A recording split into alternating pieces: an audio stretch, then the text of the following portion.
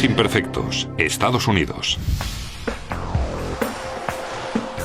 Al noroeste de Siracusa se encuentra la histórica ciudad de Van Buren, Nueva York. Es una extensa ciudad, con muchas zonas rurales y casas esparcidas por toda la zona.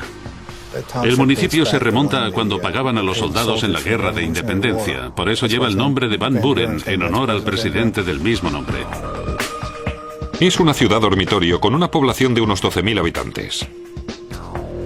Los habitantes de Van Buren son gente bien educada, centrada en la familia y muy agradable. Muchos de ellos son profesionales que trabajan en la ciudad de Siracusa, pero viven en Van Buren. Con los años se ha convertido en una zona muy agradable. Pero en 2002, una de las buenas personas de Van Buren fue brutalmente asesinada.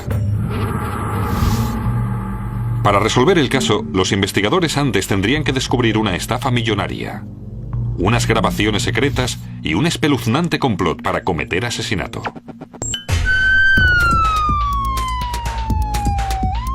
Todo empezó con una llamada al 911. 911, ¿cuál es la dirección? 6 de diciembre de 2002. Nos llamó la mujer de la víctima que, al volver a casa del trabajo, lo había encontrado en casa.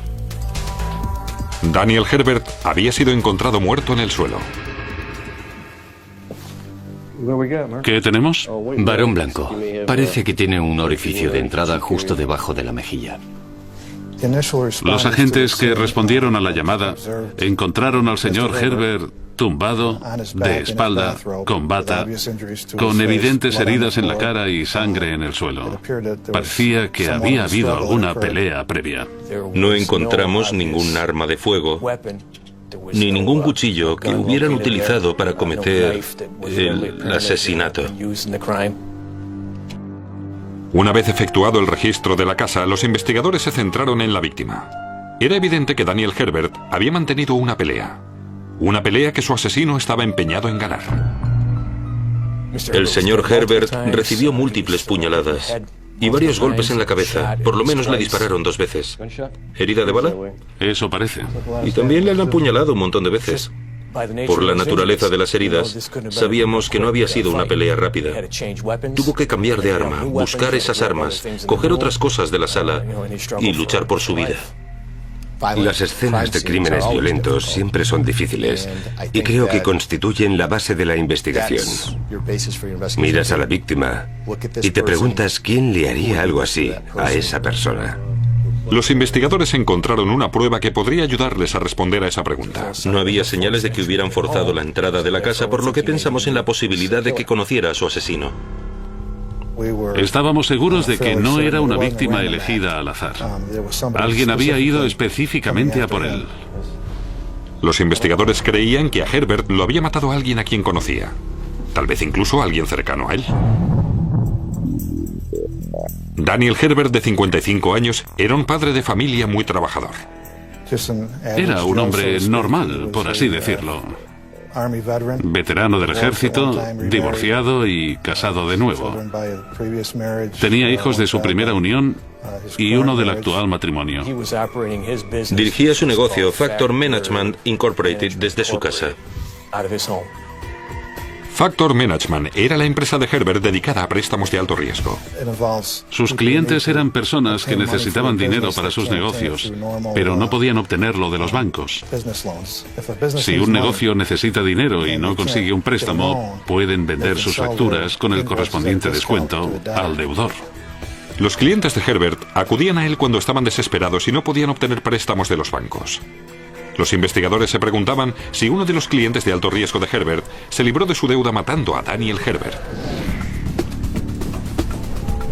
Los agentes se centraron en los acuerdos comerciales de Herbert.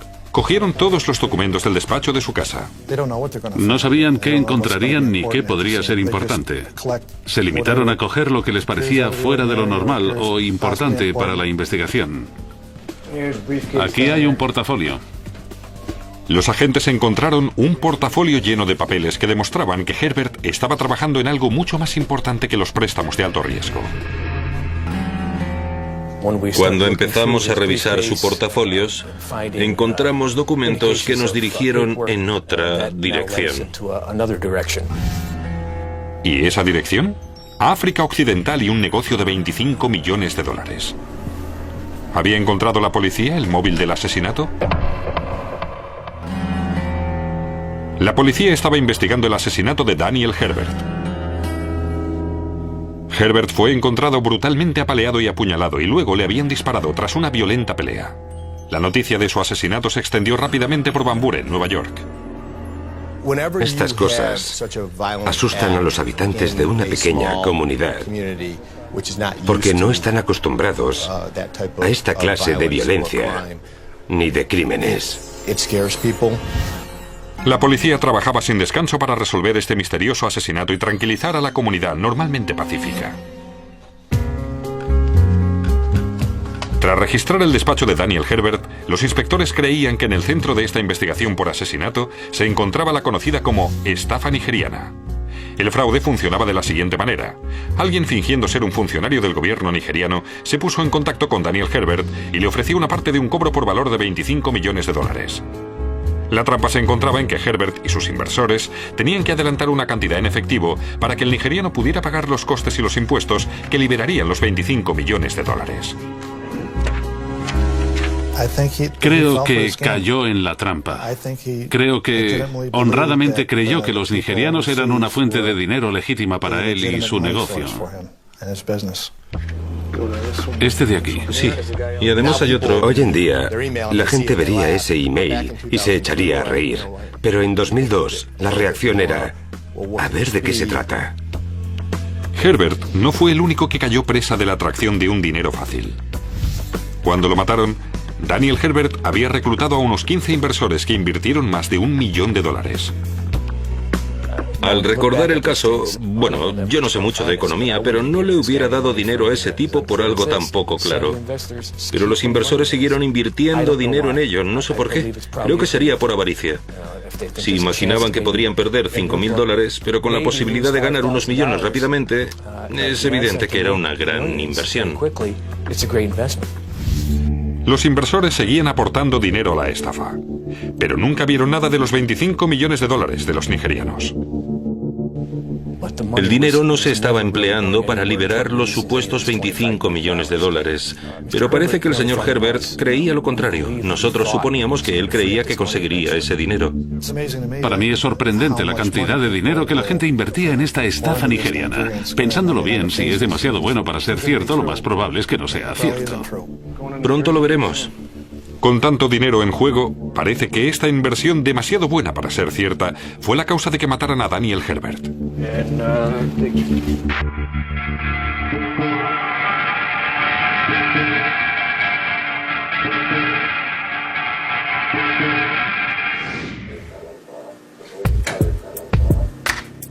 La policía interrogó a la esposa de Herbert para ver qué sabía sobre la estafa nigeriana. Les dijo que el fraude no se limitaba a la ciudad de Van Buren. El artista de la estafa había llevado a Herbert al extranjero. Realizó varios viajes al extranjero con la intención de obtener su dinero. Fue a París, a Benín y creo que también a Londres. Viajó hasta allí y se entrevistó con supuestos funcionarios de dichos gobiernos. Dijo que su marido se había creído la maniobra sin ningún género de dudas. Herbert creía que se estaba entrevistando con legítimos funcionarios del gobierno que querían ayudarle a cobrar sus 25 millones de dólares. Decía, me he reunido en tales hoteles, he conocido al primer ministro de tal país y vi a esa gente, me mostraron sus credenciales, son legítimos. Esa fue una de las razones por la que hizo esos viajes. Intentar comprobar si se trataba de inversores legítimos. Pero no eran funcionarios gubernamentales, eran estafadores. La policía tenía que averiguar si Herbert había descubierto su juego y les había pedido que le devolvieran el dinero. En tal caso, esos estafadores podrían haberse convertido en asesinos. Para localizarlos, la policía puso en práctica una probada técnica de investigación. Siguieron al dinero. Profundizaron en los archivos de Herbert. Había papeles, recibos, esas cosas, billetes de avión, reservas de hotel que demostraban que había viajado a esos lugares. Siguieron todas las pistas, pero todo era un espejismo. Los nombres eran alias. Los teléfonos no existían. Y las direcciones eran falsas. Quienquiera que estafara a Daniel Herbert y sus inversores había desaparecido entre las sombras.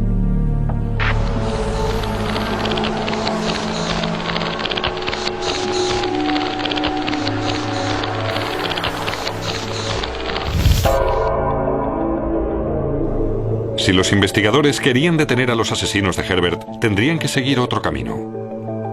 La policía volvió a la lista original de inversores. Tal vez uno de ellos se había cansado de esperar su parte de los 25 millones de dólares y había decidido que Herbert le pagara de una u otra forma. Las inversiones que habían investido con Dan Herbert variaban en importancia, desde $1.400 hasta más de $250.000. Y además, la persona que más contribuyó con los $250.000 invirtió de nuevo.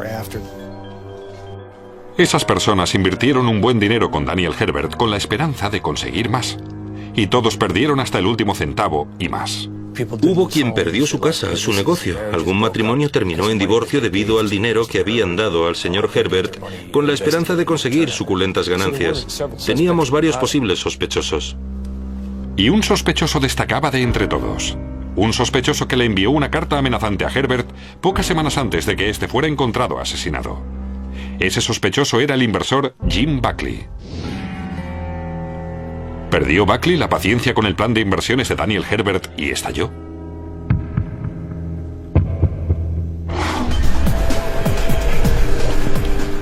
La policía de Van Buren, Nueva York, estaba investigando el cruel asesinato de Daniel Herbert. Los investigadores creían que la muerte de Herbert estaba relacionada con la llamada estafa nigeriana, de la que Herbert y sus inversores habían sido presa. La policía se centró en uno de sus inversores, Jim Buckley. Este había perdido los ahorros de toda su vida, su casa y su negocio, invirtiendo con Daniel Herbert.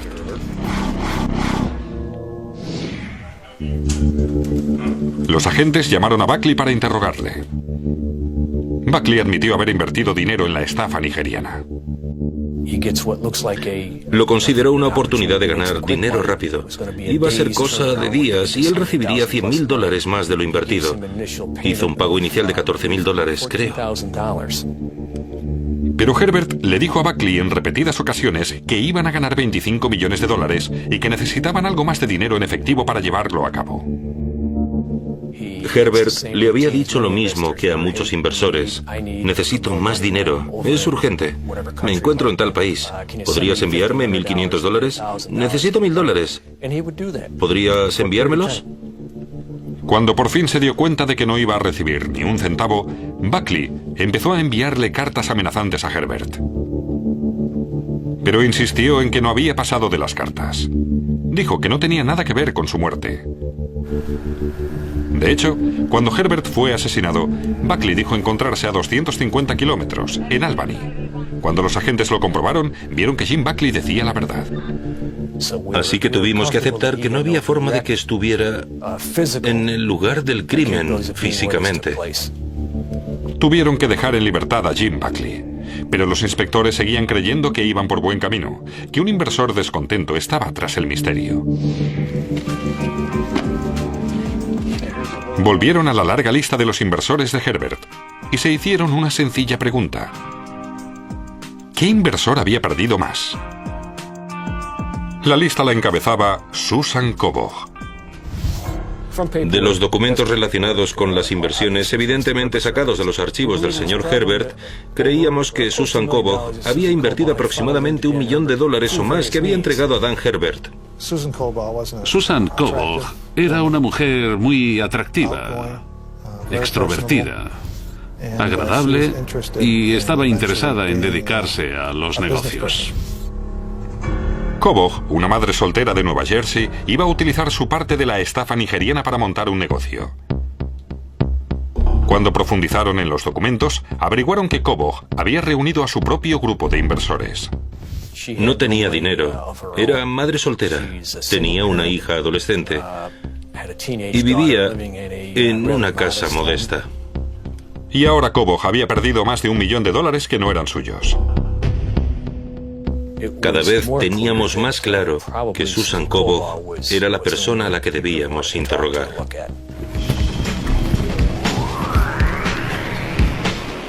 La policía analizó los informes financieros, estados de cuentas y su cartera de inversiones. Fue entonces cuando descubrieron que Kobach se lo había jugado todo con Daniel Herbert.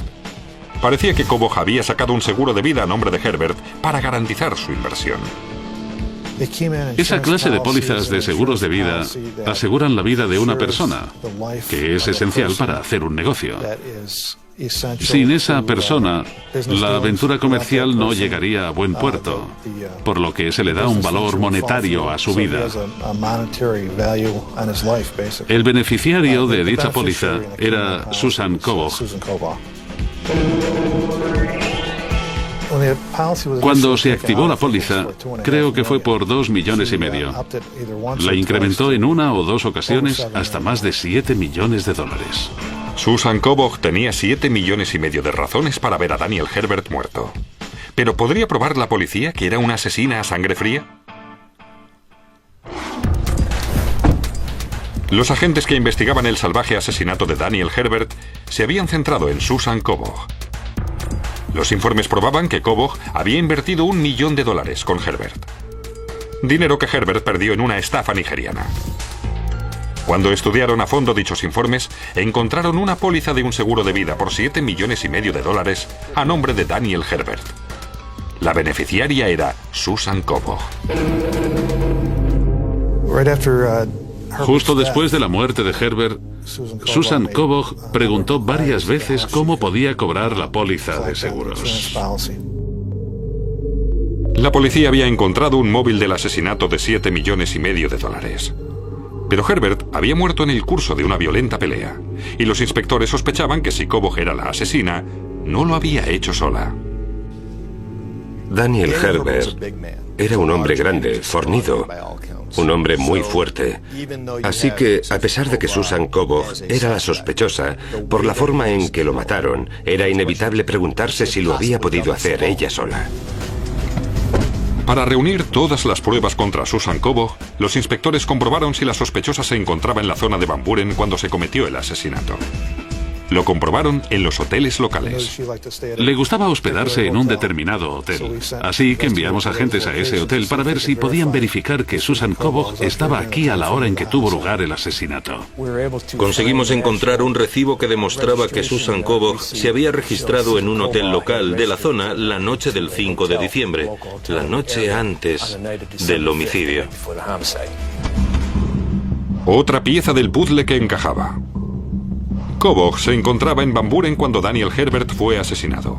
La policía volvió a investigar los estados de cuentas de Kobach y esta vez fueron las tarjetas de crédito las que proporcionaron otra pieza del puzzle. Los gastos de la tarjeta de crédito les llevaron a los lugares en los que había gastado dinero. Los investigadores pidieron las grabaciones de seguridad de cada uno de los establecimientos.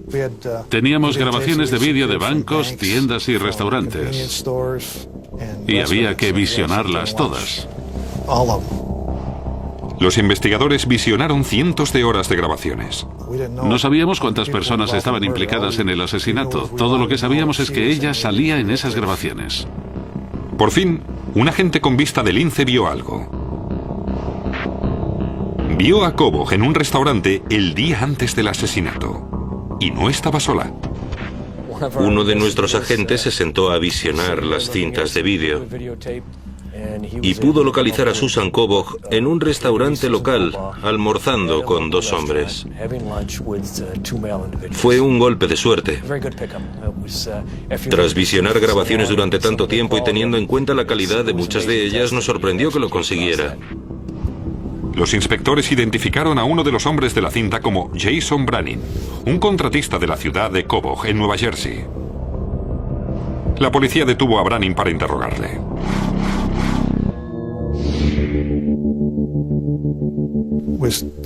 Nos sentamos con Jason y le preguntamos qué había hecho el día del homicidio.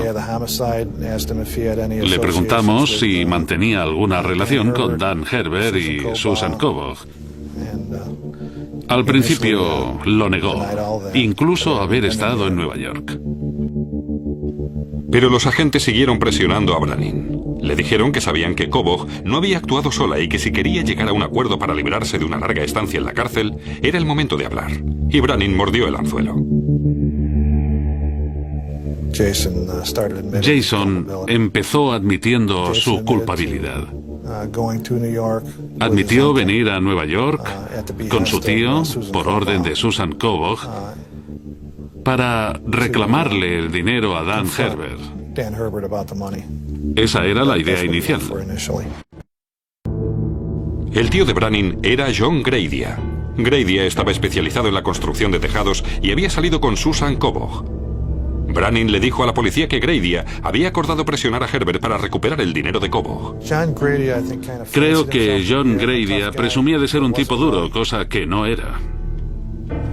Brannin culpó a Graidia y Kobach del asesinato y dijo que él solo les acompañaba.